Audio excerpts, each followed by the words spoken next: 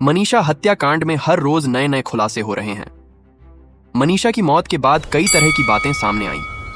कभी मनीषा की हत्या के पीछे नर्सिंग कॉलेज को जिम्मेदार ठहराया गया, कभी स्कूल, कभी उसका प्रेमी, कभी माता पिता, कभी मामा और कभी विधायक के बेटे तक को हत्यारा बताया गया। लेकिन अब जो नाम सामने आया है उसने हर किसी को हैरान कर दिया है। मनीषा केस एक ऐसा खौफनाक हत्याकांड था जिसने हरियाणा ही नहीं बल्कि पूरे देश को झकझोर कर रख दिया। जब मनीषा की लाश मिली तो वह दृश्य इतना भयावह और विचलित करने वाला था कि वहां मौजूद हर किसी के रोंगटे खड़े हो गए। आसपास खड़े लोगों का गुस्सा उबाल पर था। बढ़ते दबाव और आक्रोश के बीच यह केस सीबीआई को सौंपा गया, क्योंकि स्थानीय पुलिस से लोगों का भरोसा उठ चुका था और परिवार को भी सीबीआई पर पूरा भरोसा था। पिछले 25 दिन से सीबीआई मनीषा केस को बारीकी से जांच रही थी और अब यह जांच लगभग पूरी हो चुकी है। अब सीबीआई कातिल की गर्दन को दबोच चुकी है और जिस शख्स का नाम सामने आया है उसने हर किसी को हैरान कर दिया है। आखिरकार मनीषा का कातिल कौन है, ये जानने से पहले अगर आप चाहते हैं कि मनीषा को जल्द से जल्द न्याय मिले तो वीडियो को अंत तक जरूर देखें और कमेंट में we want justice for Manisha जरूर लिखें।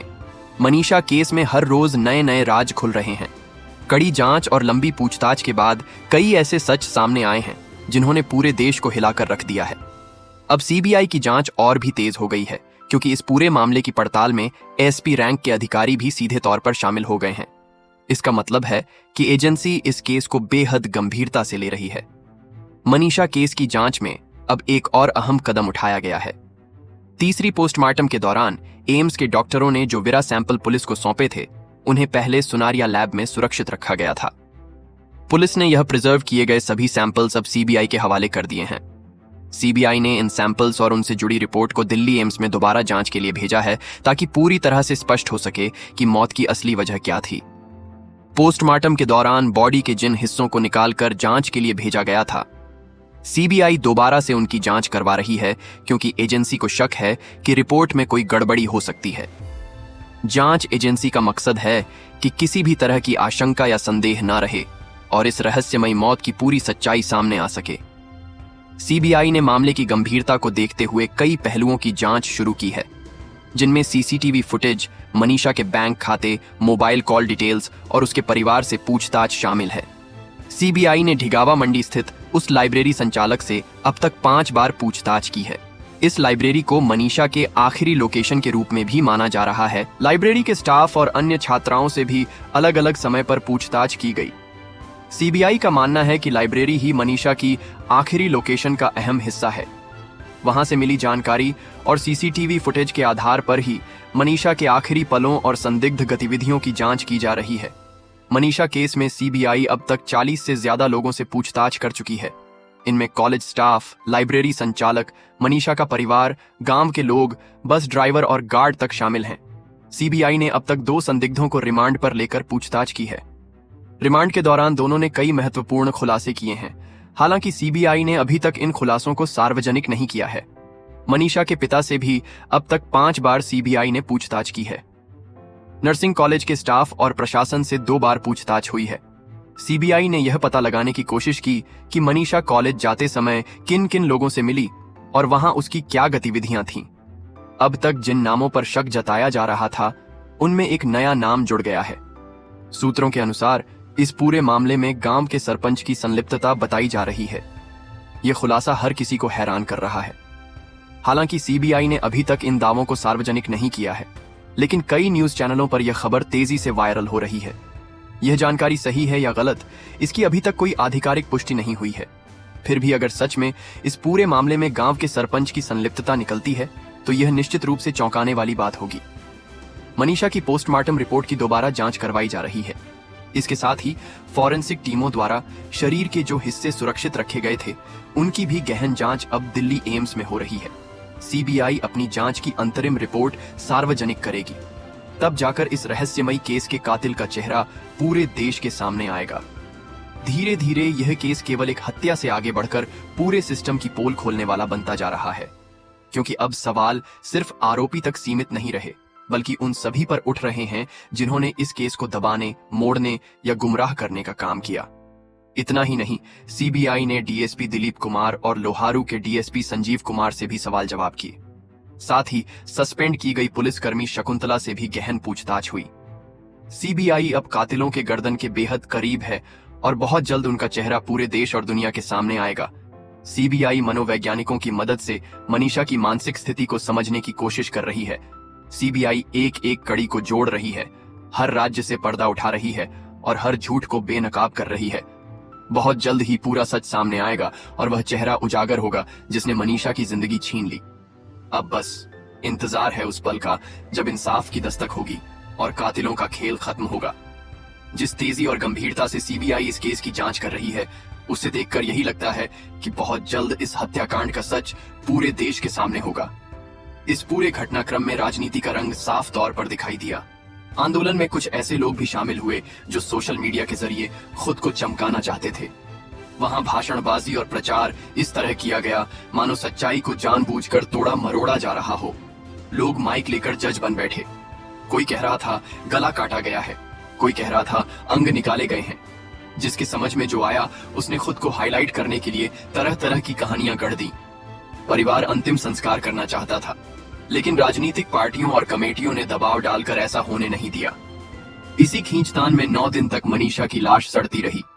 कभी कमेटी वाले पिता पर दबाव डालते, कभी राजनीतिक लोग, और नतीजा यह हुआ कि इतनी दर्दनाक मौत के बाद भी उस बेटी की लाश को चैन नहीं मिला। मरने के बाद भी राजनीति उसके साथ होती रही। लोगों ने उसकी मौत को एक तरह का तमाशा बना दिया।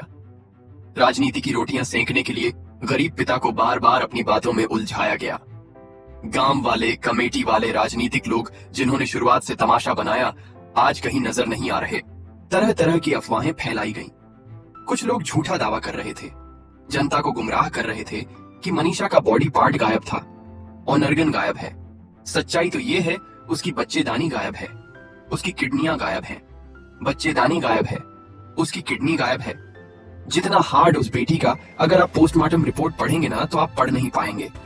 इतनी दरिंदगी की गई है, जबकि हकीकत यह है कि खुद मनीषा के पिता ने मीडिया के सामने कहा था बॉडी बिल्कुल सही थी, सेफ थी, बस गला कटा हुआ था।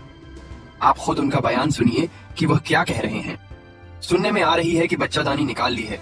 नहीं जी, वहां से जो बॉडी उठी है एकदम सेफ थी, बिल्कुल सिर्फ ये चीज कटी हुई थी। वहां मेडिकल हुआ उस टाइम तो देखो जी के पार्ट्स लिए ही जाते हैं, कुछ जैसे लीवर का हो गया, किडनी का हो गया, का हो गया, कुछ भी हो गया। सुना आपने, मनीषा का परिवार साफ कह रहा है कि बॉडी पार्ट निकले नहीं थे, बॉडी बिल्कुल सेफ थी। पोस्टमार्टम के बाद कुछ अंग फोरेंसिक जांच के लिए भेजे गए थे, जो कि एक सामान्य प्रक्रिया है। लेकिन कुछ राजनीतिक लोग झूठी अफवाहें फैलाकर खुद को मशहूर करना चाहते थे। वो लोग क्या साबित करना चाहते थे, ये आप सब अच्छे से जानते हैं। हर किसी को पता है कि पोस्टमार्टम के दौरान शरीर से कुछ अंग निकालकर फॉरेंसिक जांच के लिए भेजे जाते हैं, लेकिन इसे जानबूझकर गलत तरह से प्रसारित किया गया। न जाने कितनी झूठी कहानियां घड़ी गईं, जिनसे जनता में आक्रोश फैल गया, और नतीजा आज सबके सामने है। अगर अब तक आपको इस कहानी के बारे में कुछ भी नहीं पता है, तो आगे इस वीडियो को देखें, क्योंकि यहाँ से इस पूरी घटना के बारे में शुरुआत से और पूरी डिटेल्स में बात की गई है कि क्या कुछ हुआ था। हरियाणा के भिवानी की एक गरीब परिवार की बेटी मनीषा, उम्र महज 19 साल, प्ले स्कूल में टीचर थी और सपना था नर्सिंग ऑफिसर बनने का। 11 अगस्त को मनीषा प्ले स्कूल की छुट्टी होने के बाद सिंघानी के आइडियल नर्सिंग कॉलेज में बीएसएससी नर्सिंग का फॉर्म भरने जाती है, लेकिन शाम तक भी घर नहीं लौटी।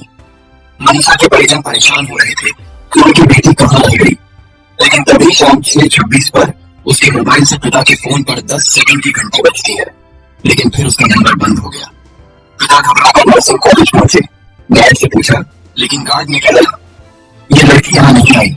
मनीषा के पिता ने सीसीटीवी वीडियो दिखाने की गुजारिश की, लेकिन गार्ड ने कहा कि स्टाफ नहीं है, हम नहीं दिखा सकते। बेबस पिता ने 112 नंबर पर कॉल किया। पुलिस आई, लेकिन औपचारिक पूछताछ कर चली गई। लेकिन जब रात 9 बजे पिता थाने में रिपोर्ट लिखवाने पहुंचे, तो उन्होंने पुलिस को पूरी बात बताई। लेकिन पुलिस ने सबसे पहले कहा कि तुम्हारी बेटी की उम्र कितनी है। पिता ने कहा कि वह 19 साल की है। जब पुलिस ने कहा तुम्हारी बेटी 19 साल की है, बालिग है, किसी के साथ पिकनिक मनाने गई होगी या तो किसी के साथ भाग गई होगी, 24 घंटे इंतजार करवा देगी। सोचिए, जिस पिता की बेटी लापता थी उससे पुलिस ने कहा तुम्हारी बेटी पिकनिक मनाने गई होगी, भाग गई होगी। पिता हाथ जोड़कर बोलते हैं कि मेरी बेटी ऐसा नहीं कर सकती। उस रात पुलिस ने एफआईआर नहीं लिखा।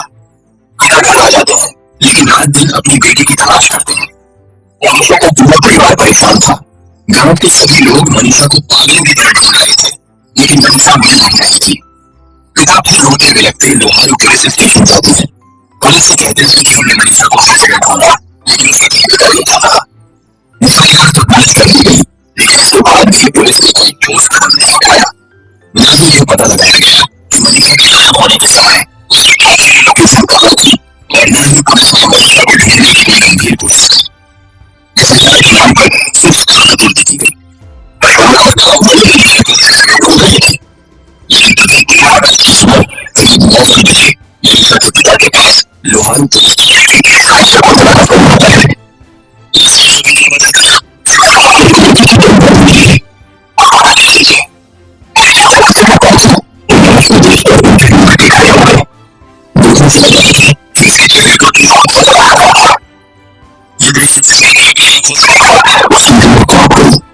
लाश पहचान नहीं थी। पता चला कि यह मनीषा की है। ये तो समझ में आता कि वो लोगों के साथ गलत काम करके उसे मार दिया गया है। पूरे परिवार में पुलिस को ताली लग जाती है। मनीषा और पूरे घर की जगह चक्काचौंध कर देते हैं। पुलिस के खिलाफ जनता का विरोध हो गया है। परिजनों का आरोप है कि वे 3 सालों तक जांच करते कि मनीषा असली क्यों बनी। पुलिस को भी देखते आसपास के गांव के लोग सड़कों पर उतर आए और नारेबाजी करने लगे। परिजनों का कहना था कि दुष्कर्म के बाद मनीषा को बेरहमी से मार दिया गया है। परिजनों की मांग थी कि वे इंसाफ चाहते और दोषियों को फांसी दी जाए। इसी में पूरा विश्वास था। लोगों के पास साथ आते हैं, लेकिन सुनते नहीं हैं। उन्होंने परिजनों को आश्वासन दिया कि 24 घंटे के अंदर हम उसे गिरफ्तार कर लेंगे। लेकिन परिवार ने साफ कहा, जब तक दोषियों की गिरफ्तारी नहीं होगी, तब तक हम दोषी स्वीकार नहीं करेंगे। इसके बाद बॉडी को पोस्टमार्टम के लिए भेज दिया गया। भिवानी के सिविल हॉस्पिटल में पोस्टमार्टम किया गया। पुलिस जब रिपोर्ट कराई तो खराब कोई खास नहीं हुआ, लेकिन और उलझ गया। उन्होंने सब फैसला स्वीकार कर दिया। और फिर देश भर में चर्चा का विषय बन गया। जगह जगह पे पुलिस ध्यान रखा। गांव से लेकर शहरों तक लोग सूची गिनते हैं। सेक्टर्स सूची गिनने और लोगों की मांग की। परिजनों ने कानून के विरोध तथा पुलिस पर लापरवाही के आरोपों के बाद हिमाचल सरकार ने लोहारू थाना के 5 एसडीओ का निलंबित कर दिया। सिर्फ बाहर के शहर लोहारू को भी नहीं रह सका था कि सुबह की पुलिस ने कांस्टेबल पवन एसपी कि मनीषा की गुमशुदगी ये बात की घटना में से कार्रवाई नहीं की गई। इसके अलावा भिवानी के एसपी पुलिस को गिरफ्तार कर दिया गया और पीड़ित सोमवार को एसपी दे दिया गया। एसपी का ट्रांसफर और पुलिस अधिकारियों की कार्रवाई हुई, लेकिन परिवार कभी भी संतुष्ट नहीं था।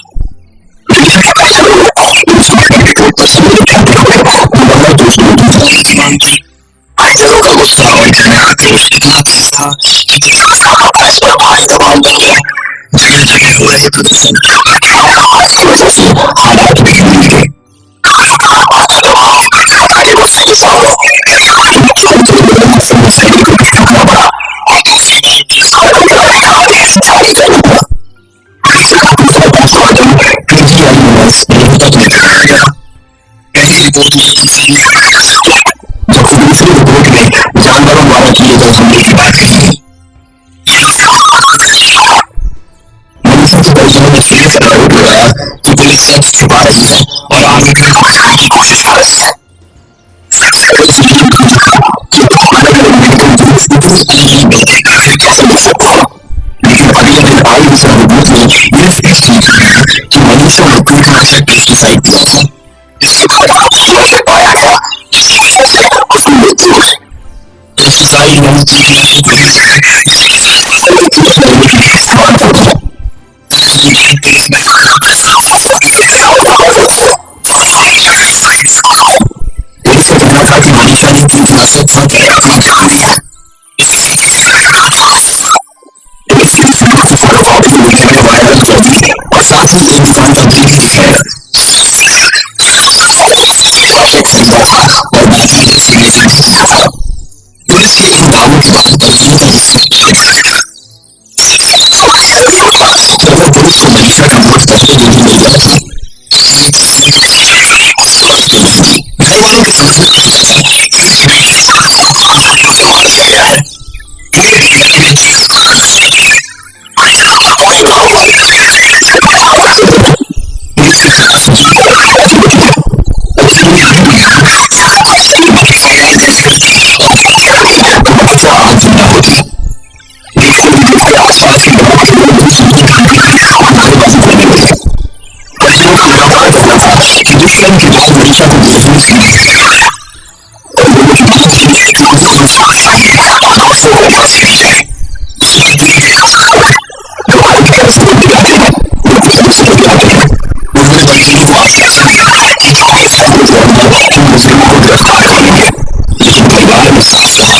और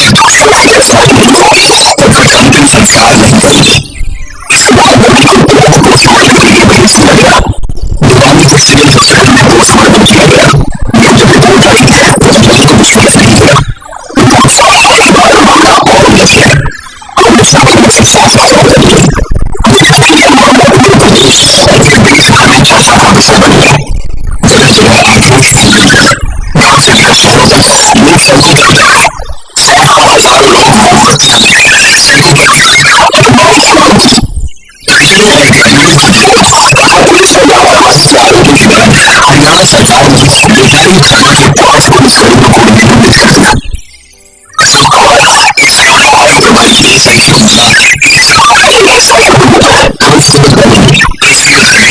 इन बातों पर आरोप हमेशा की घोषणा की लापरवाही करने में समय पर कार्रवाई नहीं की। इसके अलावा गिरानी पुलिस की गंभीर सुरक्षा को बढ़ा दिया गया और आईपीएस के लिए डीएसपी का ट्रांसफर और पुलिस अधिकारियों पर कार्रवाई हुई, लेकिन मामला कभी भी संतुष्ट नहीं हुआ। लड़की के परिजनों की बहन पोस्टमार्टम रिपोर्ट पर सवाल उठाते हुए दोबारा पोस्टमार्टम कराने की मांग की। परिजनों का गुस्सा और जन आक्रोश इतना तेज है कि प्रशासन और पुलिस पर भारी दबाव बन गया। जगह जगह हो रहे प्रदर्शन और आवाज़ मतों से हालात बिगड़ने लगे।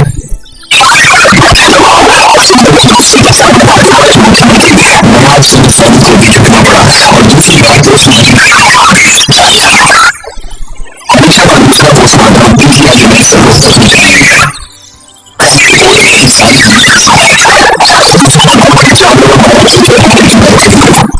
लेकिन इसे बिगड़ खराब कराने लगा।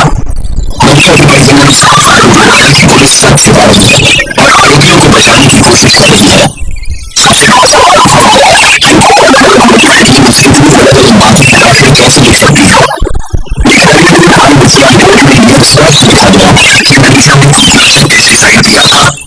उसकी बॉडी में इस वजह से उसकी मृत्यु हुई।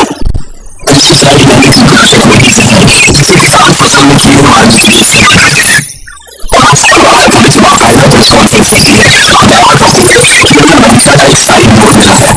पुलिस का कहना था मनीषा ने कीटनाशक फॉर्मूला को फोड़ दिया है। उसके साथ किसी तरह का गलत काम नहीं हुआ।